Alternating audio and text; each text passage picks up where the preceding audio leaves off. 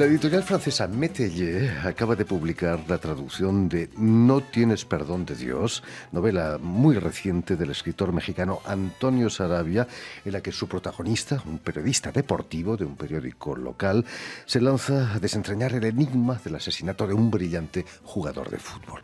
Y precisamente para hablarnos de esta novela y de su brillante trayectoria literaria, Antonio Saravia ha sido tan amable de venir a nuestros estudios. Buenas tardes, Antonio. Buenas tardes, Jordi. Encantado de estar aquí. No, es un placer tenerte aquí entre nosotros.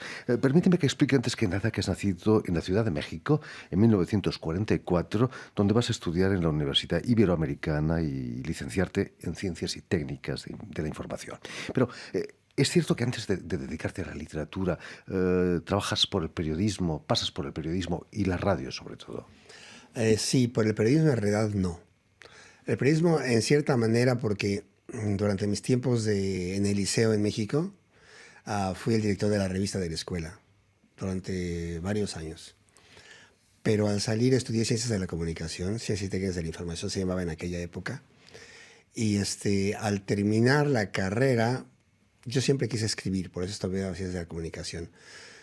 Pero por buena o mala fortuna me casé y tuve que empezar a trabajar y empecé a trabajar en el medio del que había salido, o sea, de la carrera universitaria. Y por eso durante muchos años no pude escribir, estaba dedicado a las ciencias de la comunicación. Me dediqué a la radio como director de operaciones de una cadena de emisoras radiofónicas. Y luego pasé a otra cadena con el mismo puesto y estuve durante casi 10 años trabajando en radio. Antonio Saravia, ¿de dónde salen esas ganas de escribir desde siempre? Desde que era muy pequeño leía muchísimo, era un devorador de libros. Leía todo lo que me caía en las manos.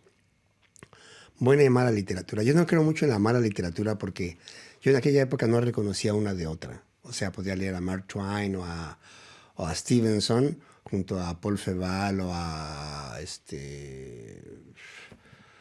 no sé, cualquiera novela de detectives de mala calidad. Pero me traían, de alguna manera me maravillaban igual.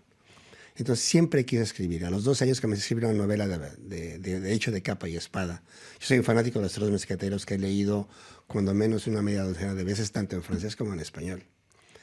Y quise escribir una novela de capa y espada. De hecho, alguna novela mía por ahí tiene mucho de homenaje a los Tres Mosqueteros, por ejemplo. Si no me equivoco, Antonio Saravia, tu primera obra publicada fue un cuento, Paredes, que apareció en una antología de jóvenes escritores en la editorial Novaro. Yo la recuerdo porque leía cómics que traían a España de la editorial Novaro. Sí, mi cuento estuvo premiado en un concurso de cuentos cuando estaba en la universidad y se publicó en un libro que se llamaba El día menos pensado y otros cuentos. Y había una foto de los autores en la portada, en la cual estaba mi foto, y yo me veía publicado en letra impresa con una foto en la portada. Mi libro se vendía en las librerías, se vendía en Sanborns, y para mí me sentía gran escritor ya, aunque tardé mucho tiempo en comenzar a escribir realmente.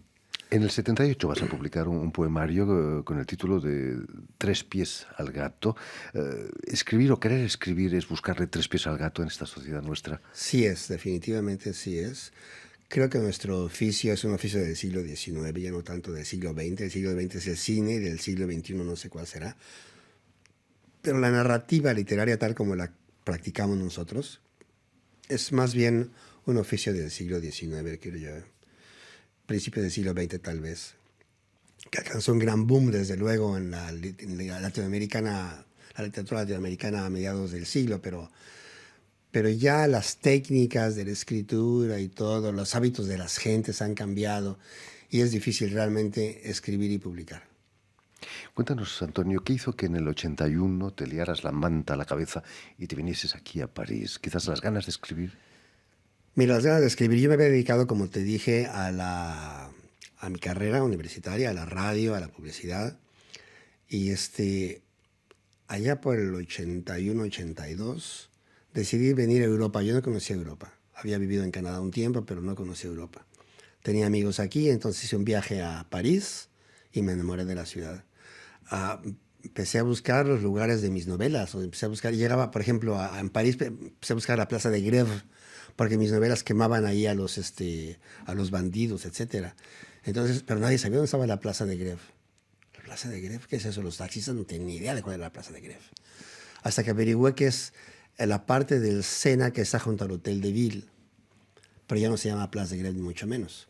Y así buscaba sitios en las Carmelitas Descalzas donde se batían los mosqueteros, en la, no sé, la Plaza Royal, donde hay un encuentro también entre ellos en la noche, que se confunden y Athos y D'Artagnan se baten a golpes de espada, sin saber que está uno contra el otro. Y esos lugares han cambiado de nombre o no existen, pero yo los buscaba en mi viaje.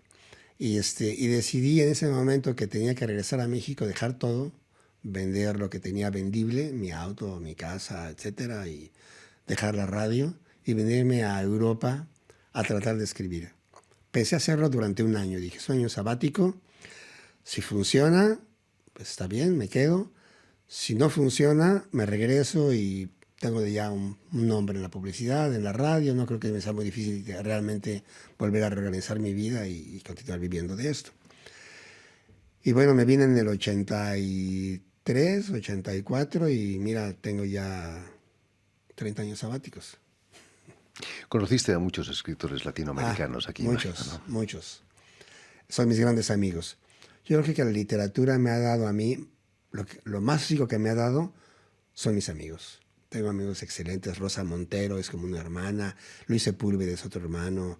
Fajardo, que hablamos hace un momento. José Carla Manuel Suárez. Fajardo. José Manuel Fajardo, Carla Suárez. Es cierto que te ibas a la tumba de Cortázar con Luis Sepúlveda. Sí, somos grandes admiradores de Julio. De hecho, todos los escritores tenemos una gran deuda con Julio Cortázar. Y él y yo íbamos a conversar con Julio cuando nos conocimos. Un poco parco, ¿no? Era. Sí, bastante parco. Prendemos un cigarrillo, lo ponemos en su tumba para que se lo fumara él. Y Luis y yo fumábamos por nuestra cuenta y conversábamos los tres. Por fortuna o por desgracia, Julio nunca nos contestó nada, porque si no, hubiera sido... Inquietante. Sí, bastante inquietante, pero no. Lo que fumábamos impedía, era tabaco normal, impedía que oír que dijera nada. Pero fueron momentos muy bonitos con Luis. Vas a tardar 10 años en publicar tu primera novela, que no era precisamente tu primera novela, ¿no? Amarilis. Sí. Eh, es la historia de una misteriosa poeta peruana, ¿no? No, no, no. Esa es otra Amarilis. Ah, perdón, me equivoqué de Amarilis. Esta Amarilis es la última amante de Lope de Vega. Es una chica de 20 años que vive en la corte de Madrid. Lope de Vega tiene 50 y tantos, ya está ordenado sacerdote y se enamora de ella. Pero un sacerdote es muy difícil que pueda tener una novia por ahí, entonces le cambia el nombre y se llamaba Marta de Nevares Santoyo. Le pone como nombre poético Amarilis y le escribe poemas a ella como si fuera una musa ideal, cuando en realidad es una mujer de carne y hueso que se llama Marta de Nevares. Para una primera novela es audaz, ¿no? Atacar a un personaje como Lope de Vega. Sí, vamos a ver. Amarilis es mi primera novela publicada, pero no la primera escrita. La primera que escribí se publicó en España después con el nombre de El regreso del paladín, El retorno del paladín. Y la envié yo a un concurso literario internacional y quedó en segundo lugar. Entonces no la publicaron. La guardé en un cajón y seguí con lo mío y escribí a Amarilis. Y a Amarilis se la envié cuando la terminé a Carmen Balcells. Tuve la suerte de que a ella le gustara, me tomó entre sus autores y empecé a publicar yo. Y El retorno del paladín se quedó en un cajón hasta que, como la tercera novela que me pidieron los editores, dije, está bien, la saqué, la releí, corregí cosas y la publiqué como El retorno del paladín. Hablando de Carmen Balcells, que desapareció no hace mucho, ¿cómo era la relación de Carmen Balcells con sus escritores? Era una mamá gallina. Carmen era partidaria total de sus escritores, los quería a todos, los quería a todos. Digamos que estaban Vargas Llosa, Fuentes. Por ejemplo, Mario Vargas Llosa, en quien Carmen siempre tuvo una gran confianza, cuando comenzaba, Carmen le pagaba un sueldo mensual porque escribiera. y para que se mantuviera Mario mientras escribía. No suele ocurrir hoy No, en para día. nada, esto en absoluto. Carmen saca dinero para pasar a los autores y todo. Pero así era también de exigente, ¿eh? Carmen era una mujer muy exigente, era una mujer feroz, sobre todo con los editores. No daba consejos, decía ella, daba órdenes. Y era a la vez muy amorosa y muy sensible, muy llorona, lloraba muchísimo. Gabo tiene una novela dedicada ya que dice a Carmen bañada en lágrimas. No me acuerdo de eso, pero sí es a Carmen bañada en lágrimas porque constantemente estaba bañada en lágrimas. Aunque no mucha gente le veía llorar, pero sí, lloraba. Hablando de personajes femeninos extraordinarios, abordas uno de ellos en tu novela Primeras Noticias de Noela Duarte, coescrita junto a José Manuel Fajardo, de que nos hablabas, y José Ovejero. ¿Cómo surge esa idea un poco loca de escribir una novela con 3 escritores, 6 manos, como dicen algunos? Sí, está escrita a 6 manos. No sé de quién tuvo la idea. No sé. Yo no fui, ciertamente. Supongo que habrá sido Ovejero o tal vez Fajardo. En México nace en un bar mexicano, normal, emborrachándonos. Tenemos una novela a 6 manos. Y quedó como semilla esto. Regresamos a Europa. Entonces Ovejero vivía en Bélgica y José Manuel vivía en el País Vasco. Entonces vinieron los dos a París, tuvimos una cena para fundar la novela. Era un protagonista que íbamos a escoger. Al salir de mi departamento, mi hijo dijo, ¿y por qué no una protagonista? Y se nos ocurrió, es la idea de mi hijo Bruno, que una protagonista era una buena idea. Y cuando salimos ya no era un protagonista, sino una protagonista. Fuimos a un bar, escribimos las bases de la novela. O sea, entre los 3 escribimos quién era la protagonista, qué hacía, qué se dedicaba, quiénes eran sus padres, cómo era su vida. Y de ese protagonista cada uno tenía que escribir, digamos, 2 partes, que son como 2 cuentos, 2 partes. Sorteamos también quién sería la primera parte publicada y de ahí los demás nos seguíamos. El que seguía la segunda parte tenía que respetar lo que el otro había escrito. Y luego el tercero tenía que escribir lo de los otros, tenía que respetar a los otros 2, así hasta el final. En realidad son una serie de cuentos ligados, de narraciones cortas ligadas, que quedaron, la verdad, a mí me parecen muy bien, me gustan mucho. Fajardo duró años en escribir su parte, pero en fin. Estos Creo que fue españoles. un buen libro. Está publicado en Francia con el nombre de Última Noticia de Noela Duarte. Volviendo, Antonio, a la traducción de No tienes perdón de Dios, que acaba de publicar en Francia Metelle, no es tu primera incursión en la novela negra, ¿no? Bueno, en cierta manera no. Una de mis novelas mexicanas tiene un crimen como misterio, ciertamente sí. Pero es más el ambiente rural mexicano el que cuenta que la trama, la intriga, aunque sí hay una intriga porque no se descubre quién es la asesino sino hasta el final de la novela. Pero esta en el plano, digamos, de novela negra normal, de la época moderna, con gente del siglo XXI rondando por ahí, hablando por celulares y todo, sí es la primera. ¿Conociste en tus años jóvenes el ambiente del periodismo deportivo? No, no, leía mucho deportes, me gustan mucho los deportes, especialmente el fútbol. El golf lo practiqué durante mucho tiempo y me encanta el golf, aunque es un deporte un poco elitista en nuestros países, en Europa no tanto. En estos países sí es, pero me gusta mucho y lo sigo mucho. Y leo mucho de deportes, es más, admiro a algunos historias deportivos. Hay un historia español al que menciona en la novela No tienes perdón de Dios, que es, se